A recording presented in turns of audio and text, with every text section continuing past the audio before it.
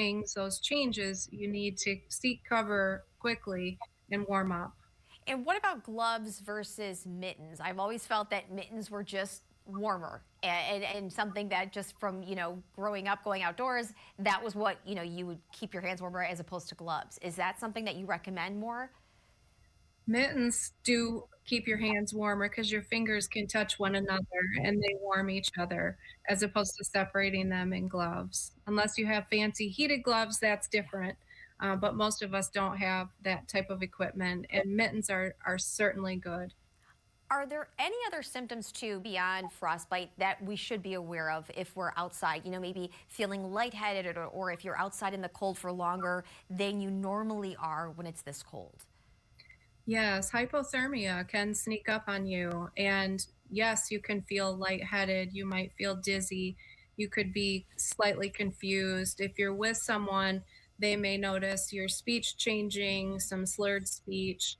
And even more severe, you can lose consciousness. So keep watch over yourselves and those that you're with. And if you're seeing or noticing symptoms like that, you need to get inside and get warm. Now, if you are someone who does use public transportation, so you're outside waiting for a bus, maybe you ride your bike or you walk to work, is there something that you would recommend as far as layers and specific type of clothing to wear outside? Yes, especially with the wind that we're having, you don't want to be wet. So you want to wear that moisture wicking type of clothing, thermal type undergarments, long sleeve shirts and pants under your regular clothes, and then layers on top of that with waterproof coats and things on the top to keep that moisture off because that moisture will make your body temperature drop, especially combined with the wind. And Janet, is there anything else too that you would want people, parents for, to keep in mind with the kids? Obviously, we know we have a lot of school closings for tomorrow, but looking ahead to with the winter weather, keeping kids safe, just going outside for recess. Yeah, keeping kids safe is really important and sending them with the gear they need if they're going to be outside. A lot of schools will keep kids in if the wind chill is below zero, but do send them prepared, give them a change of clothes if you can, if they get wet, and make sure they have their jackets, their mittens, their scarves, all of that, hats, and the boots and warm socks, snow pants, all of it. Any other reminders, Janet, that you want people to keep, at the top of their list, especially as we head into these dangerously low temperatures tomorrow? Yes, especially for those who are chronically ill or have diseases such as asthma, COPD. Be careful with your breathing. Cover your mouth with a scarf or a mask if you must go out. That cold air can exacerbate those conditions. And people need to be very careful not to slip. The ice is probably not going to respond real well to salt. So if you have those spikes, put them on your shoes. Just be really careful not to slip and fall. Janet, thank you. We appreciate your expertise, all of the suggestions that you said, things to keep in mind as we do head into these dangerously low temperatures tomorrow. And that brings us to the question of the day. Would you rather deal with this extreme cold that we're seeing or extreme heat from one extreme to the next? Go to our Facebook page, Up North Live, and also our website, upnorthlive.com. You can vote there. You can leave your comments. You can also scan the QR code right there on your screen, and that will take you to our website. We, of course, will check out those responses coming up in just a little bit. Well, area schools are keeping safety in mind during this intense cold. School leaders say safety decisions during this type of weather that we're seeing can go beyond recess and extended transportation.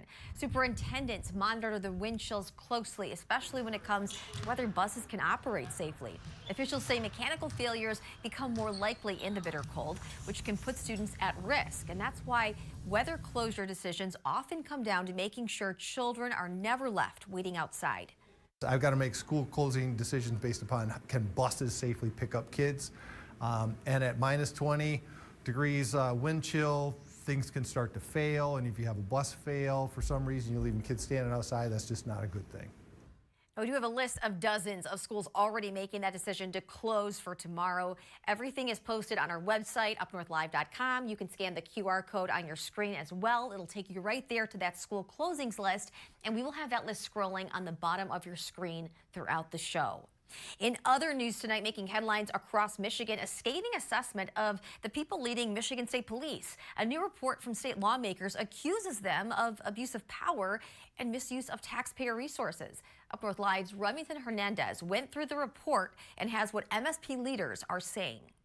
The report says Michigan State Police morale is historically low, and trust between rank-and-file troopers and leadership isn't any better. The report points the finger at MSP Director Colonel James Grady and his deputy, Lieutenant Colonel Amy Brimacombe. The public can really see the problems and the cause of those problems going on at the Michigan State Police. The report questions Grady's appointment. He was a captain when he was promoted, and the committee says he lacked experience, giving a similar criticism of Brimacombe. The report cites issues with promotions and demotions at all levels, from a reassignment of a tenured officer in the executive staff to alleged favoritism in promotions at the Flint post, which resulted in a lawsuit. Another point of contention in the report is that Grady made decisions without the input of senior staff, including allegedly awarding himself and Brimacombe improper bonuses. And it identifies a purported over-reliance on Brimacombe, who is described as having been investigated multiple times, including for misusing a state vehicle, failing to maintain her training records, retaliating against coworkers, and allegedly making false statements in a complaint against her then supervisor. All of these issues, the report says, have resulted in turnover and a focus on self-preservation over performance. The report concludes by saying anything but the best threatens public safety and justice, and asserts that the issues identified threaten Michigan security. We're trying to restore that state police to one of the greatest police forces in the country, something it used to be. It's not now because of the leadership there. In a statement, Grady says his focus continues to be on doing what's best for the agency, its members, and the people of Michigan, adding, quote, "I remain focused on supporting our dedicated, hardworking members who work each day to deliver critical public safety services that have contributed to reductions in violent crime." Brimacombe did not comment and recently announced she plans to retire. All right, well, the National News Desk can be seen on ABC 29 and 8. Sorry about that. We will actually be right back with a look at your weather forecast. Stay right here. Chief Meteorologist Joe Charlevoix has a look at that weather coming up. I'm Jada Johnson from Big Boys TV, and the Fish and Game Report is sponsored by Johnson's Propane.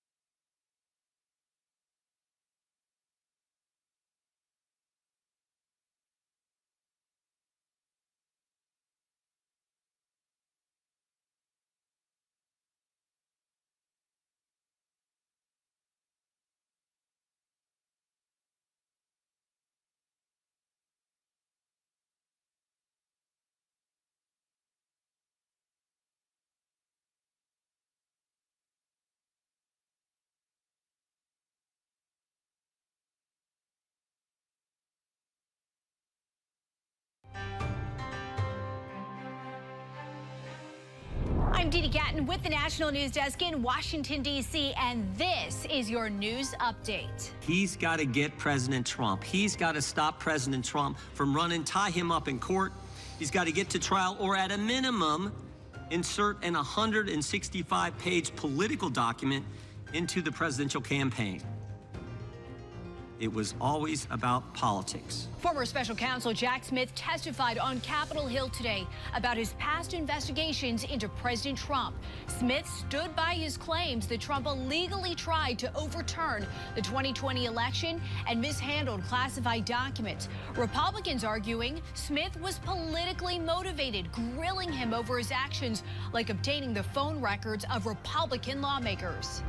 Next, President Trump's new Board of Peace is now an official organization, according to the White House. Today, Trump had a signing ceremony in Davos, joined by representatives of several member countries.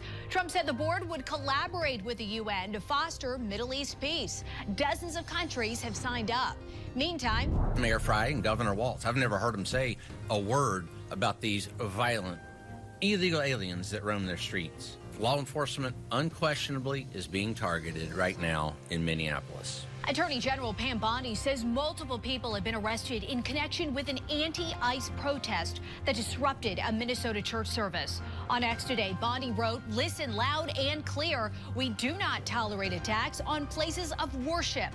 On Sunday, protesters stormed a church where a local ICE officer serves as a pastor. And that's your news update.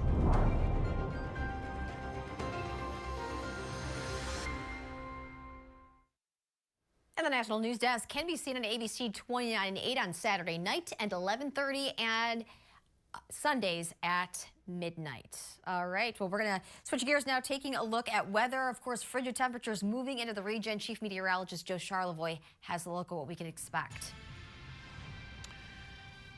Yeah, you're right, Melissa. Cold weather. The coldest day is going to be tomorrow. And then after that, we'll start to see a little bit of an upward climb, but not a lot. We're going to stay in the teens even through next week. If you didn't see this off the top, here's a recap on warnings. We have winter storm warnings for all the pink shaded counties until Friday afternoon. This is for lake effect snow. We're not looking at, you're not going to wake up to a foot of snow tomorrow, but 1 to 4 inches, maybe 5 in a couple spots, blowing snow, reducing visibility. Purple shaded areas, winter weather advisories. And then this is an extreme cold warning through Saturday. So this kicks in tonight, tomorrow for dangerous cold. And then for some reason, the National Weather Service in Marquette has Luce County in a cold weather advisory. But either way, it's going to be very cold. Here is the leading edge of this right here, kind of reinforcing this cold front right here. All the cold air back up through south central Canada.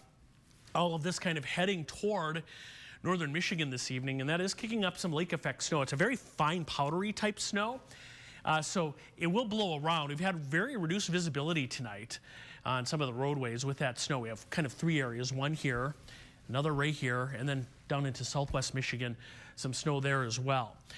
So that will continue targeting the snow belts. The wind will shift a little more northwesterly. That'll pull some of the snow further into the UP late tonight through tomorrow. Snow will continue near Lake Huron, at least brushing the shoreline areas south of Charlevoix, south of Petoskey, seeing lake effect snow. And then Saturday, this gets a little disrupted. And so we won't see as much snowfall on Saturday. In fact, as we get into the weekend, we should see a pretty decent break, at least in the lake effect snow. There's tonight, 1 to 4 inches there on Cadillac, Sault Ste. Marie, up toward Whitefish Point. And there's tomorrow night, and then through Saturday. So this is the additional lake effect snow, which continues to pile up. 10 inches at Sault Ste. Marie, the forecast there, north of Newberry, around the Whitefish Point area, Paradise, even Manistee, kind of running from Ludington north here, looking at some lake effect snow for those spots. All right, now to the cold. These are the current temperatures, 5 at Sault Ste. Marie, Marquette's below 0. Look it up here. These are the actual air temperatures right now, and there's the current wind chill with 50 below right now at International Falls. On the other side of Lake Superior, it feels like 40 below at Thunder Bay. That's advancing toward us, so the forecast temperatures, everybody heads below 0 tonight. There's tomorrow, cold, and for some cases, the coldest day in almost a decade for a few towns. And then Saturday, back into the single digits. The wind chill, yeah, that's what it's going to feel like tomorrow morning, and we have a lot of school closings already because of that. There's tomorrow afternoon. And then we head into Saturday, a little bit of an improvement there. No thaw, we mentioned that. There's a look. You can see we stay in the teens next week. It's not going to be as cold, but no melting anytime soon. So tonight, everybody goes below zero, 11 to 3 below. Snow belts, 2 to 5 inches of snow. And then tomorrow we have that weather warn day for the cold in the UP. Highs between 0 and 5 below all day long. Gaylord, 2 below. That's it tomorrow afternoon. 2 above at Traverse City and Leland. Scattered lake effect snow. Houghton Lake on your way to 2 below tomorrow. Cadillac 3 below 0. Forecast high with scattered lake effect snow. And then the weather warn day for tomorrow. Notice Saturday, Sunday, we're looking at single digits. Teen Sunday. And then some snow showers. We stay in the teens heading into next week.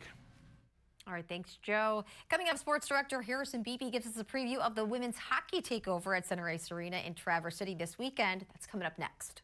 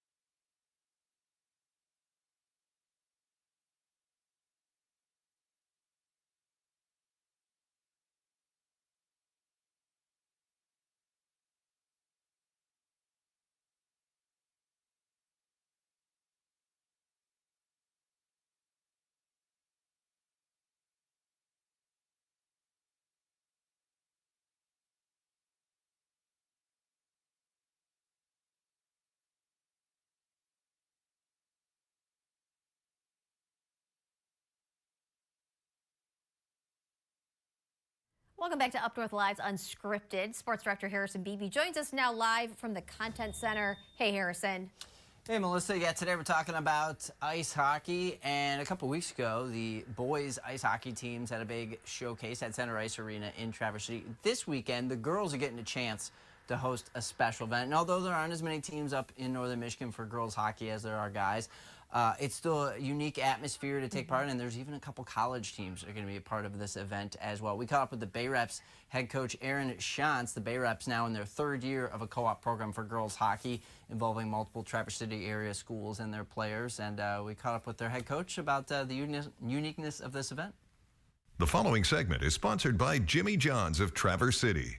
Hammer home how special it is to be able to spotlight girls hockey from, you know, the prep levels all the way to, I understand some college teams are going to be there as well. Yeah, it's a ton of fun. We, first off, thank you to Top Shelf Tournaments for hosting the entire showcase, but it's a great opportunity to show off girls hockey in Northern Michigan. You know, there aren't a ton of teams up here, so getting a bunch of teams up from the Detroit area, even players way up north, it's just a really great opportunity to get a bunch of girls together in Traverse City. So on Friday, we're actually playing the 16U team, the girls team in town, the North Stars, which will be great. So it'll be Battle of the Traverse City teams on Friday.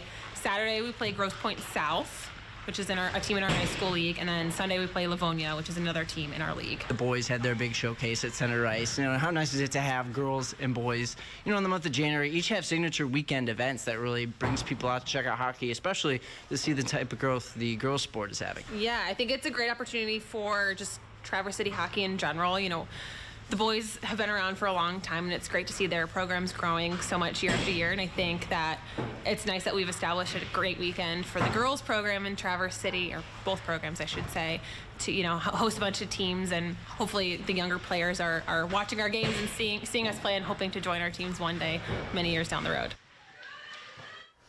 Now, Melissa, they will start up that showcase playing tomorrow afternoon. Don't know the exact time for tomorrow afternoon's game yet. The schedules, believe it or not, might be a little up in the air with the incoming weather and cold temperatures, although you got to believe if anybody's going to play in the cold, it's going to be the hockey teams. That's true. They're tough. All right. Thanks, Harrison. Coming up, we'll take a look at the live results for our question of the day right after this.